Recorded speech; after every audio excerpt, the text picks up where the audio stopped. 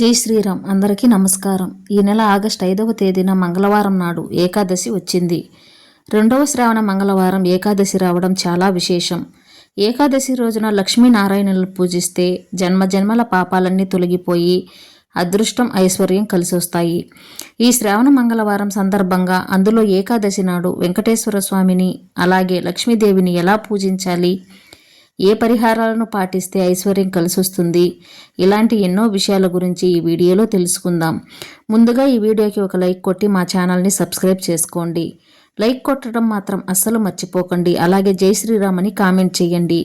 ఈ నెల ఆగస్టు 5వ తేదీన 2వ శ్రావణ మంగళవారం నాడు పుత్రద ఏకాదశి వచ్చింది. ఎంతో శక్తివంతమైన ఏకాదశి రోజున సంతానం లేని దంపతులకు విష్ణుమూర్తిని పూజిస్తే ఖచ్చితంగా సంతాన ప్రాప్తి కలుగుతుంది. అలాగే సంతానం కలిగి తల్లిదండ్రులు ఏకాదశి రోజున విష్ణుమూర్తిని ఎలా పూజిస్తే మీ పిల్లల భవిష్యత్తు చాలా బాగుంటుంది. మీ పిల్లలకు మంచి తెలివితేటలు పెరిగి చదువులో బాగా రాణిస్తారు, జీవితంలో గొప్ప స్థాయికి ఎదుగుతారు. ఈ ఏకాదశి రోజున చేసే విష్ణు పూజలకు అఖండ ఐశ్వర్యంతో పాటు జన్మజన్మల అదృష్టం కలిసి వస్తుంది. కాబట్టి ఎన్నో ప్రయోజనాలు కలిగిన ఏకాదశి వ్రతాన్ని ప్రతి ఒక్కరూ ఆచరించి వెంకటేశ్వర స్వామి ఆశీర్వాదాన్ని సులభంగా పొందండి.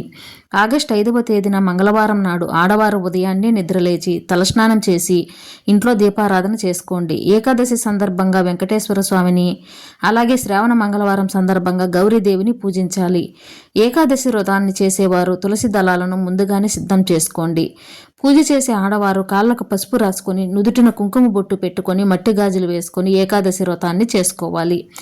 బియ్యం పిండితో మీ పూజ గదిలో ముగ్గు, వెంకటేశ్వర స్వామి ముందు ముగ్గు వేసి చిత్రపటం ముందు తులసి మాలలను పెట్టి పూలతో అందంగా అలంకరించుకోండి. అలాగే పసుపుతో గౌరీదేవిని తయారు చేసి మీ పూజ గదిలో పెట్టుకోండి. ఈ శ్రావణ మంగళవారం గౌరీదేవిని పూజిస్తే ఆడవారి సౌభాగ్యం వర్ధిల్లుతుంది. కాబట్టి పసుపుతో గౌరీదేవిని తయారు చేసి కుంకుమ బొట్లు పెట్టి గౌరీదేవికి పుష్పాలు సమర్పించి మీ పూజ గదిలో 2 దీపాలు వెలిగించండి. అయితే ఈ ఏకాదశి సందర్భంగా మట్టి దీపాలు కానీ పిండి దీపాలు కానీ వెలిగిస్తే చాలా మంచిది. అయితే విశేషంగా ఏకాదశి పూజలో రావి ఆకుపైన దీపాన్ని వెలిగిస్తే చాలా మంచిది. రావి ఆకులో లక్ష్మీనారాయణులు కొలువై ఉంటారు. కాబట్టి రావి ఆకుపైన దీపాన్ని వెలిగిస్తే మీ పూజకు రెట్టింపు పుణ్య ఫలితం లభిస్తుంది. కోరిన కోరికలన్నీ త్వరగా నెరవేరుతాయి. ఈ ఏకాదశి రోజున వెంకటేశ్వర స్వామిని పూజిస్తే భక్తులు మీ పూజ గదిలో 2 మట్టి దీపాలు వెలిగిస్తే మీ ఇంట్లో సానుకూల శక్తి పెరిగి మీ ఇంటికి ఉన్న దరిద్రం మొత్తం ముదిలిపోయి మీ ఇంటికి ఐశ్వర్యం కలిసి వస్తుందని నమ్మకం. అదేవిధంగా వెంకటేశ్వర స్వామికి ప్రీతికరమైన పిండి దీపాలు వెలిగించడం వల్ల జాతక దోషాలన్నీ తొలగిపోతాయని, మీ కుటుంబానికి అష్టైశ్వర్యాలు కలుగుతాయని నమ్మకం. కాబట్టి ఏకాదశి రోజున దీపారాధన చేసే ఆడవారు మట్టి దీపాలు కానీ పిండి దీపాలు కానీ వెలిగించి వెంకటేశ్వర స్వామి అనుగ్రహాన్ని సులభంగా పొందండి. అలాగే మీ పూజ గదిలో తప్పనిసరిగా ఒక రాగి చెంబు పెట్టుకోండి. రాగి చెంబు నిండా నీళ్లు పోసి అందులో 2 తులసి దళాలను వేసి మీ పూజ గదిలో పెట్టుకోండి. రాగి చెంబులో త్రిమూర్తులు నివసిస్తారు. పూజ గదిలో రాగి చెంబు పెట్టుకుంటే మీ ఇంట్లో లక్ష్మీదేవి స్థిర నివాసం ఉంటుంది. ఈ విధంగా దీపారాధన చేసి వెంకటేశ్వర స్వామికి నైవేద్యంగా బెల్లం పానకం అలాగే వడపప్పును నివేదించండి.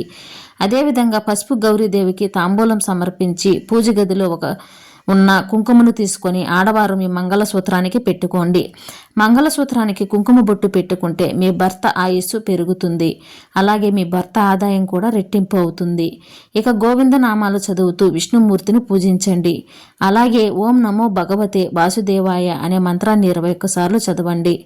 ఇక కటిక పేదరికంతో బాధపడుతున్నవారు, అప్పుల సమస్యలతో ఇబ్బంది పడుతున్నవారు ఈ ఏకాదశి రోజున తప్పనిసరిగా మీ పూజ గదిలో ఉన్న వెంకటేశ్వర స్వామి చిత్రపటానికి యాలకల మాలను వేయండి. 21 యాలకలను పసుపు దారానికి గూర్చి స్వామివారి చిత్రపటానికి వేసి మీ ఆర్థిక సమస్యలన్నీ వెంటనే తొలగిపోవాలని వెంకటేశ్వర స్వామికి నమస్కారం చేసుకోండి. పూజ పూర్తయిన తర్వాత ఆ యాలకల మాలను తీసి మీ బీరువాలో కానీ మీ పర్సులో కానీ పెట్టుకోండి. మీ ఇంటి ధన ప్రవాహం విపరీతంగా పెరిగి ఇంటి ఆదాయం రెట్టింపు అవుతుంది. అలాగే అప్పుల సమస్యలన్నీ త్వరగా తీరిపోతాయి. ఈ విధంగా ఈ ఏకాదశి నాడు వెంకటేశ్వర స్వామిని అలాగే గౌరీదేవిని పూజించి ఐశ్వర్యాన్ని అలాగే సౌభాగ్యాన్ని పొందండి.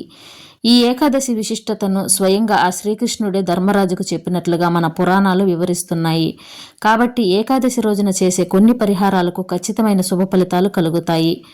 ఎంతో శక్తివంతమైన ఏకాదశి నాడు ప్రతి ఒక్కరూ తులసి కోటలో దీపం వెలిగించి లక్ష్మీ స్వరూపమైన తులసికి ప్రదక్షిణాలు చేయండి. మీ కుటుంబానికి చాలా మంచి జరుగుతుంది. అదేవిధంగా ఈ ఏకాదశి రోజున తప్పనిసరిగా మీ ఇంటి గుమ్మానికి ఉప్పు మూటను కట్టుకోండి. రాళ్ల ఉప్పు సాక్షాత్తు లక్ష్మీ స్వరూపం. ఒక ఎర్రటి వస్త్రంలో గుప్పెడు రాళ్ల ఉప్పును మూటగట్టి ఇంటి గుమ్మానికి కట్టుకోండి. మీ ఇంటికి ఉన్న నరపీడలు తొలగిపోయి మీ కుటుంబానికి ఐశ్వర్యం ప్రాప్తి కలుగుతుంది. అలాగే ఈ ఏకాదశి నాడు ప్రతి ఒక్కరూ గోమాతను పూజించండి. గోమాతలో 33 కోట్ల మంది దేవతలు నివసిస్తారు. కాబట్టి గోమాతకు అరటి పండ్లను తినిపించండి. అలాగే గడ్డిని ఆహారంగా వేస్తే విపరీతమైన రాజయోగం వరిస్తుంది. ముక్కోటి దేవతలు ఎంతో సంతోషించి మీ ఇంటిపై కనక వర్షాన్ని కురిపిస్తారు. ఇక ఏకాదశి రోజున ఉపవాసం ఉంటే చాలా మంచిది. ముఖ్యంగా వివాహమైన ఆడవారు తప్పనిసరిగా ఉపవాసం ఉండండి. మీ సంతానానికి అలాగే మీ భర్తకు చాలా మంచి జరుగుతుంది. ఇక ఈ ఏకాదశి రోజున పొరపాటును కూడా కొన్ని ఆహార పదార్థాలను అసలు తినకూడదు.